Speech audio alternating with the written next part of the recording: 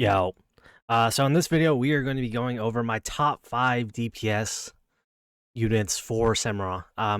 This is going to be the first of two videos because I understand like these champs most people won't have, or if you do, they're not going to be highly awakened. This list is upon non-awakened champs. Just because this list will completely change otherwise. You see like some of these top damage dealers, and they gain so much from these awakenings. So this list is just going to be at base value champs. I will talk about their awakenings and why they gain so much value out of them. And then, like I said, I'll have another list on, and I'll do one on epics as well, because I think that's more achievable for most. But if you have any of these champs, and you haven't built them out by yet, so this will hopefully give you a reason to. So number 5 on the list, actually one I just built out myself, is Sulkadins. For a long time, I've had him on my account, but I also had Twin Fiend, and just recently did I make the jump into awakening him. Definitely worth it. His damage went through the roof, which was expected. So he is one of the champs that gains the most out of an A1. So if you're one of those people that have a Soul Stone, or you're about to get that Soul Stone from the Odyssey, Sulkadins is definitely a high priority if you have him.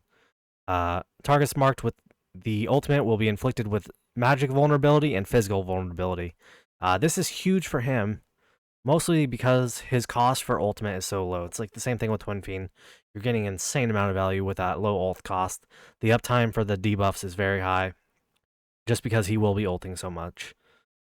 So essentially, he is gaining everyone's attack on the field and just shooting at the boss with that Kamehameha, essentially. Very, very cool. Very cool animation. Insane debuff, or insane champ in general. So let's go through some of his passives. Upon inflicting burning on the targets, there's a 15% chance to gain 1 fiery essence, stacking up to 4. During the next ultimate, every essence deals 60% extra damage. So this is a great way to stack some damage up fast for him as well.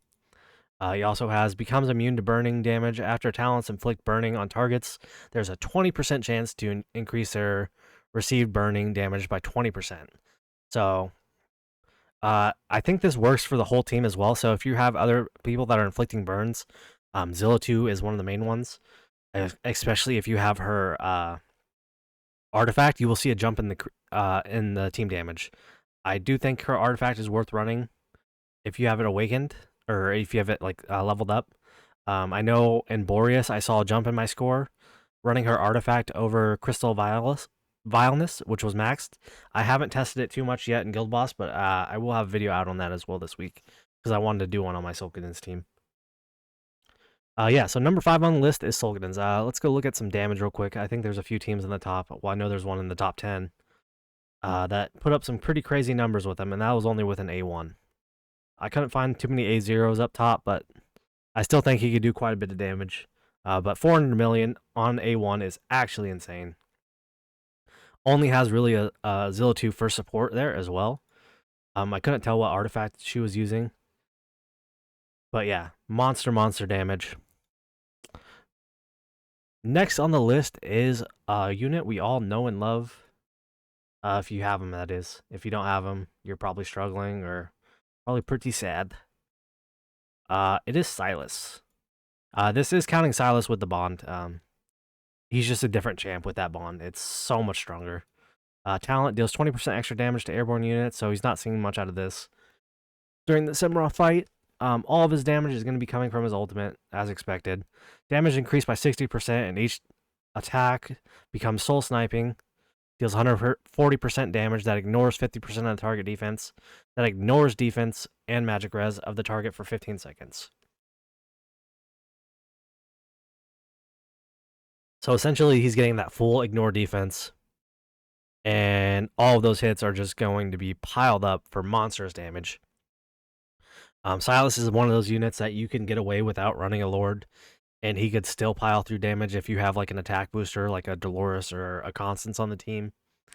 You will still get a ton out of him. Like if you just need, like say you're struggling on Aegis phase or something, include a Silus into the team.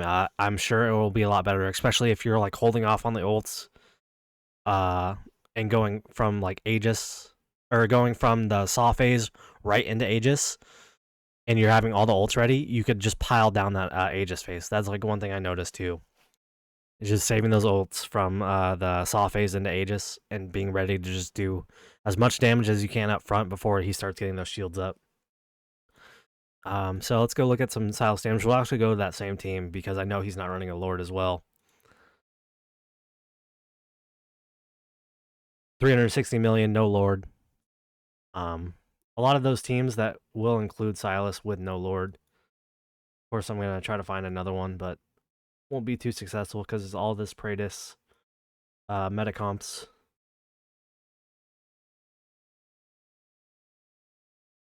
Surely there's another one up here, right? There we go. No, that's Araka.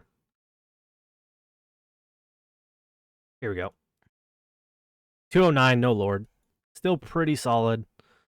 Always going to be behind like your Alistairs with the Lord or your Nightmare comp in general.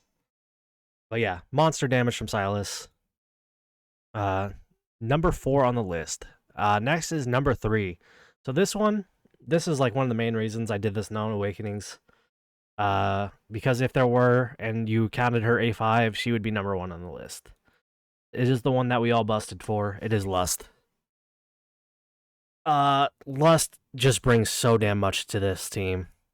For every 2 ultimates activated, faction allies of the Nightmare Council, including the hero, which for some reason isn't this hero, the hero will trigger Sinful Lash.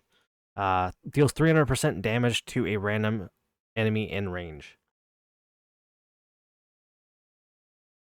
So monster damage gained over the fight, like especially if you're running a full Nightmare comp. This is so big. You will just have so much more damage piling up. During the ultimate, deals 20% more damage, and each basic attack lands 4 lashes in a row, lasting 15 seconds. This is like her big awakening that changes. This goes from 4 to 6, and you just see that the damage just skyrocket from this awakening here.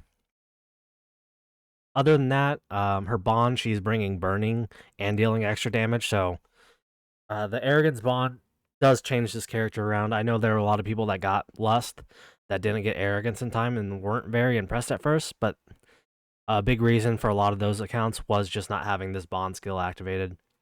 She gains a ton of damage from this. Definitely over time as well. Like, this Semrah fight is such a long fight that you could just see your damage just... Like, these little things that do additional damage just really pile up over a long fight. Especially if you're surviving into the later rounds, like these high meta comps that are pushing. Other than that, she gains damage. Gains 20% damage increase upon dealing damage to allies with 4 basic attacks, lasting for 4 seconds. If the target ally belongs to the Nightmare Council, there's a 40% chance to restore 10% rage for the target. Actually massive. Another massive passive here as well. But yeah, like I said, her awakenings, you get the damage reduction, or the defense reduction, which if you're running Torador, it's not that huge a deal, but you're running a Wrath comp, this is really nice to have on the team. Upon reaching full ecstasy stacks, gain an additional 20% attack speed. So for someone that's already zooming, this won't be too much of an increase, honestly, because eventually once you get that high on attack speed, your time to attack just becomes... It's very hard to get any increase at all.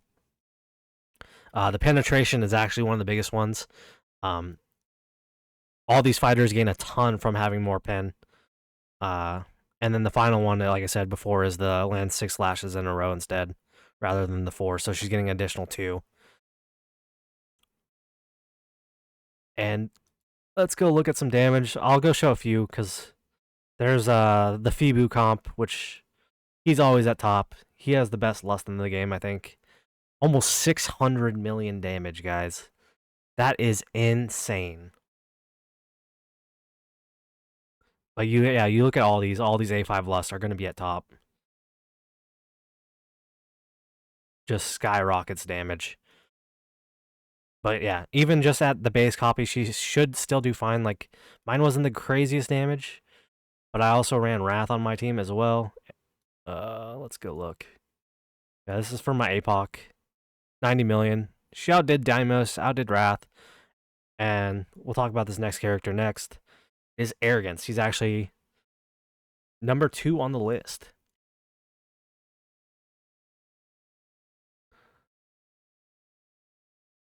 So he's another one that has the bond skill. So obtain Hero Lust to unlock the following bonus effect. Increase attack by 15% during the effect of Hellfire. So that is his ult. So he's getting 15% boost on that, which is huge. The hero enters Berserker stance, dealing 260% damage with each attack, launched and increasing attack range. When attacking any distant target, the hero's weapon transforms into Demon Boomerang. This boomerang deals AoE damage equal to 20% of the damage taken by the main target to their nearby enemies. Additionally, it inflicts burning on all enemies damaged. So yeah, we talked about that burning. And then another reason why he is so good for this fight, we can just go show it real quick, is his artifact. Let's go look here again. Wrong one. So, increased damage dealt to targets inflicted with burning by 30%. So, essentially, you're going to have burns up the whole time. He's going to get that increase the whole time. And that's really the only increase you're going to see here. But, yeah, massive increase. Definitely one of the top, like I said, he's not going to be as high as A5, but even when you see him just normal, he's going to outdo, like, A0 to A0, he's going to beat Lust every time. Or he should, at least. Massive damage for the game. If you're not running a Nightmare comp, it's hard. Like it's definitely the best. I would consider Nightmare to be the best team if you have like the Torador and stuff. Wrath, you could even consider building as a tank. He actually doesn't have him as a tank, but you could consider building as a tank and just tanking like Torador does, and then just getting your damage out of like your Arrogance or your Lust or whatever other Nightmare units you may bring to the team, like Salazar or yeah. There's a lot of damage to be had with a Nightmare comp. So yeah, number 2 on the list, Arrogance, and then finally should become a surprise to no one. It is the OP hero we've all been waiting for. Hopefully, I wish everyone that watches this video that's pulling for him next week gets their Praetus. Gosh, this guy is a monster, guys. I've had the benefit of using him on an account for the past few weeks, and it's unreal the amount of damage this guy brings to the team. Just even at the base copy, guys. It's that true damage is so much more than all that other damage. He has so much that he's bringing to the kit. This kit is still a little bit confusing as well. So first off, let's go look through the ult. During the ultimate, increases attack by 30%. If there's only one enemy in range, it inflicts 3 stacks of Radiant Erosion. If there's one or more enemy in the range, it inflicts Chains of Fate and 1 stack of Radiant Erosion up to 3 enemies in range. So during this, you're always going to be at the max stacks of Radiant Erosion, which essentially is just more and more true damage inflicted to the target. So you're just going to see that DPS drop. I will be doing one of my runs with the Pope on my YouTube eventually. I've been one king with the Praetus team for like the past few weeks. I think last week I forgot to put like an artifact on my Arrogance. And like I just set up the team bad, and it was still like an easy 1-key with this comp I ran. So he just brings so much to the team. Lights of Judgment summons 1 Light of Judgment for each basic attack launched by the hero. Light of Judgment also deals 30% damage to the target. The hero can have up to 5 instants of Light of Judgment at the same time. Yeah. Like I said, I'll be running a comp with him. There's no doubt that he's not number 1. There's a reason like why we only see like one team in the top not running Praetus. Praetus. Giga Chad. Praetus. It's gonna be everywhere. Like here's like the first fall off that you see where they're not running Nightmare. It's so strong, guys. It works out so well having your constants as a fucking tile unit, and then having platform units like these two, just piling out damage. Yeah. So Praetus #1. Like I said, in the next, I'll probably have it out tomorrow. I'll do a one on epics. I already have a general idea of who I'm going to use because, like, I'm using some good units on APOC 1. Like, obviously, I have my Arrogance and Lust, who are both great. But you see some epics in here. You see some epics over here. I think for the most part, a lot of people will be running these epic comps. If you can get an epic comp down for APOC 1, and then if you have some great champs, you could slide them over to APOC 2. I hope that's a end goal for most people. So they're at least getting some of these chests for each week. Because even getting like this base level 1 and APOC 2 each week is huge.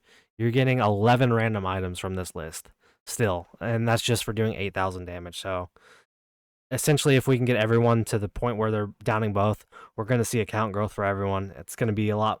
Everyone's going to have a lot more fun, and that's the end goal for that. So yeah, that's all for this one. Like, comment, subscribe. Let me know if you have any questions on the DPS. I didn't go over their kits too crazy. I just wanted to keep this video somewhat short. But thank you guys for watching. Thanks for all the love you've been showing me. We're getting closer and closer to that 1,000 subscribers. And yeah, I'll see you guys in the next video. Later.